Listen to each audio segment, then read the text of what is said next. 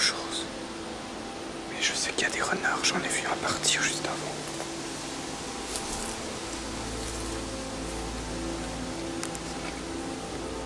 J'ai voulu suivre un renard de nuit. Sauf qu'il s'est enfilé dans un buisson, enfin dans un buisson, dans une forêt d'épines noires et de ronces, alors que j'ai pas pu le suivre bien longtemps. Et je viens de trouver une espèce d'omoplate. De je sais pas quelle bestiole. Ah, enfin la lune. Le retour à la lumière. Ah, la belle lune. Ah, on y voit enfin quelque chose. Je vais laisser l'omoplate ici.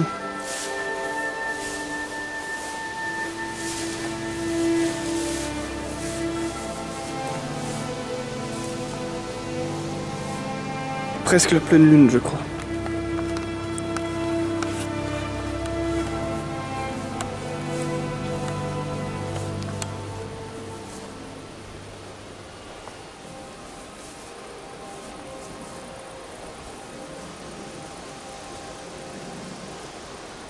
Ah, il y a des chauves-souris. Des chauves-souris. Et il y a des gros tas de paille. Tous ces cadavres d'hommes de paille.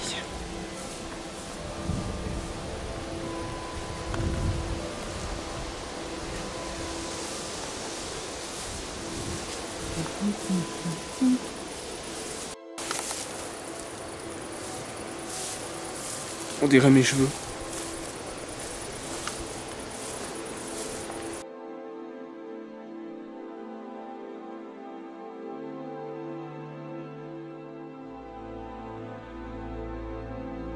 Si on veut comprendre ce que c'est une charpente, on doit comprendre ce que c'est une poutre avant. Si on ne connaît pas la poutre, on a beau connaître en profondeur les charpentes, si on ne connaît pas les poutres, il nous manque quelque chose de crucial. Et ensuite, on rapplique ça à la poutre. Si on ne connaît pas la poutre, non, si on connaît très bien les poutres, mais qu'on ne connaît pas du tout les arbres, il nous manque quelque chose. Et à partir de l'arbre, après, bon, évidemment, on peut toujours dériver plus loin. Si on connaît les arbres, mais qu'on ne connaît pas le sol, on ne connaît pas bien. Mais l'arbre fait quand même un nœud pour moi. Dans le sens où c'est quand même une base solide. Pareil pour les vitres. Si on connaît les gratte-ciel, d'accord, mais si on ne connaît pas les vitres, on ne sait pas bien ce que c'est. Mais si on connaît les vitres, mais qu'on ne sait pas que c'est fait avec du sable, avec de la silice qui a été chauffée, il nous manque un morceau de connaissance du monde pour appréhender le monde comme il faut. Alors comme il faut, je sais pas, mais pour l'appréhender avec justesse.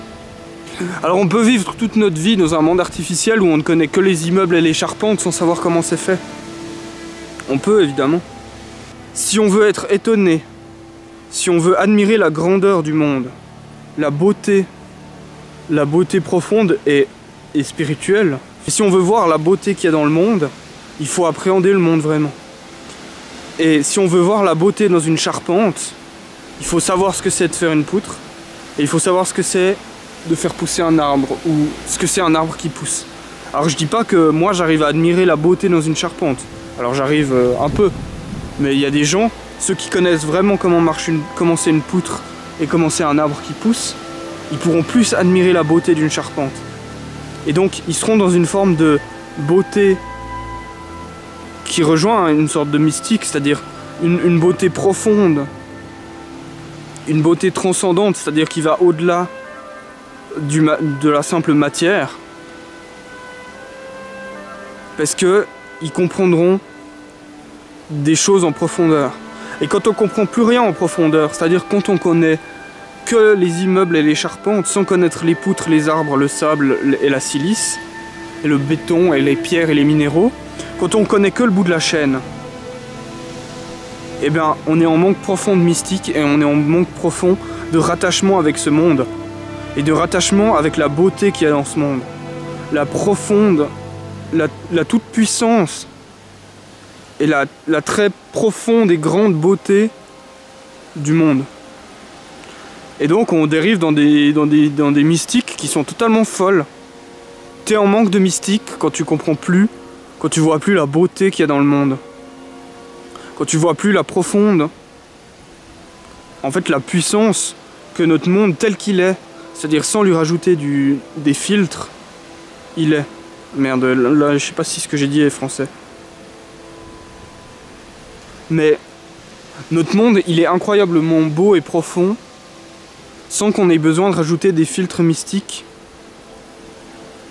C'est-à-dire qu'en comprenant le monde, et même sans le comprendre, mais en observant le monde dans sa profondeur, et dans une forme de vérité profonde, c'est-à-dire comprendre les arbres, le sable, la silice, comprendre les roches, les minéraux, et ensuite par effet de complexification, comprendre du coup les bâtiments, les poutres, les constructions. Et en fait le bâtiment est un symbole là, c'est un symbole, mais ça permet, on peut l'appliquer à toutes choses, aux choses psychologiques, c'est juste plus compliqué de mettre des mots sur les choses psychologiques. Mais quand on comprend les choses profondes, quand on comprend l'arbre, eh ben on retrouve une sorte de profonde... Ah mais c'est chiant, je sais pas si le mot est correct. Une profonde cohésion avec le monde. Je dirais plutôt une profonde admiration, une admiration totale. C'est ce que pas mal de gens ont appelé une forme de transcendance. On ressent la toute-puissance du monde.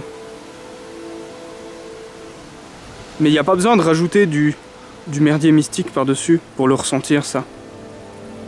Ce qu'il faut, c'est juste... Enfin, juste... Ce qu'il faut, c'est essayer de voir le monde en ouvrant le plus grand les yeux possible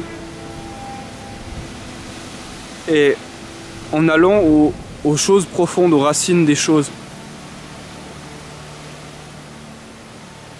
J'espère que j'ai pas dit de bêtises. De nouveau, je sais pas si je mettrai cette vidéo. À chaque fois que je parle de trucs comme ça, j'ai l'impression qu'il faut pas que je mette la vidéo sur internet.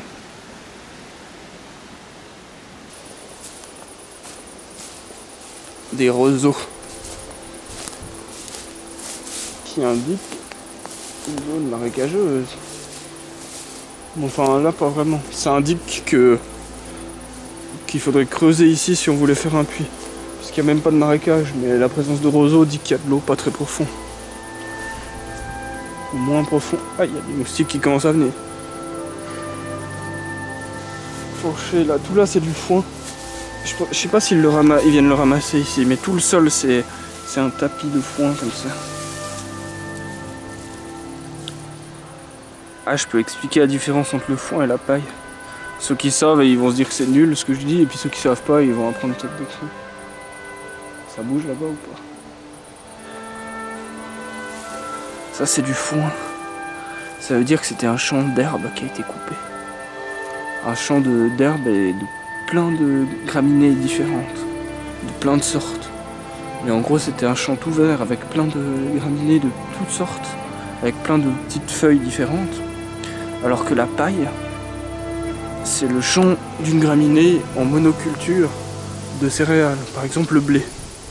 Quand on récolte le blé, on prend tous les grains de blé, donc de l'épi qui est le bout, et la tige de la plante du blé, c'est ce qu'on fait, ce qu'on appelle la paille. En vrai, ça se présente les deux la même chose, c'est fauché dans un champ, puis c'est la tige de la graminée. Sauf que le foin, c'est plein de graminées qui poussent naturellement, qu'on choisit pas spécialement, et ça sent bon. Alors que la paille, c'est tout dur, et c'est jaune, c'est plus doré la paille. Parce que c'est une graminée, et en général c'est soit du blé, soit de l'orge.